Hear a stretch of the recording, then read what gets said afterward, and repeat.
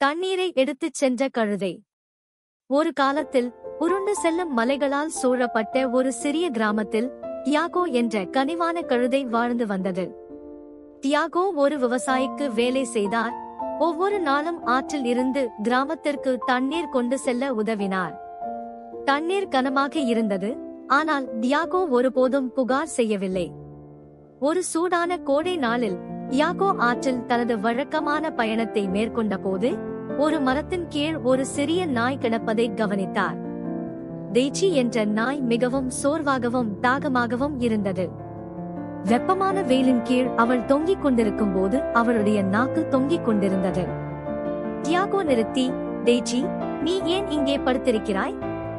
உனக்கு உடம்பு சரியில்லை என்றான். டெய்ச்சி பலவீனமாக பதிலளித்தார், நான் நாள் முழுவதும் தண்ணீரை தேடிக் கொண்டிருந்தேன், ஆனால் என்னால் எதையும் கண்டுபிடிக்க முடியவில்லை.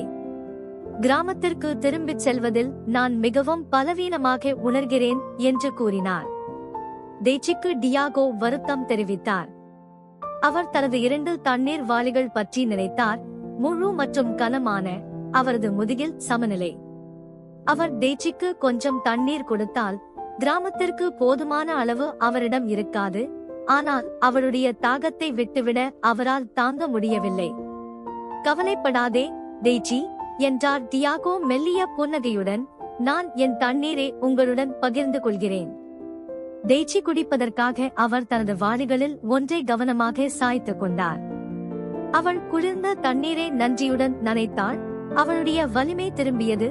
நன்றி டியாகோ என்று அவள் வாளை அசைத்தாள். நீங்கள் என்னை காப்பாற்றினீர்கள். டியாகோ கிராமத்திற்கு தனது பயணத்தை தொடர்ந்தார். ஒரு வாளி மற்றொன்றை விட இலகுவானதாக இருப்பதால் கொஞ்சம் சோர்வாக உணர்ந்தார்.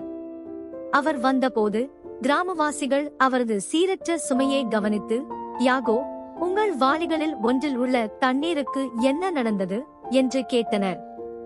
டெய்சியை பற்றி டியாகோ அவர்களிடம் கூறினார். கிராம மக்கள் புன்னகைத்து அவரை தட்டினர். டியாகோ, உங்கள் கருணைதான் இந்த கிராமத்தை பெருமைப்படுத்துகிறது. தேவைப்படுபவருக்கு உதவுவது எல்லாவற்றையும் விட முக்கியமானது. அன்று முதல் டியாகோ கிராமத்தில் மிகவும் கனிவான கழுதை என்று அறியப்பட்டார்.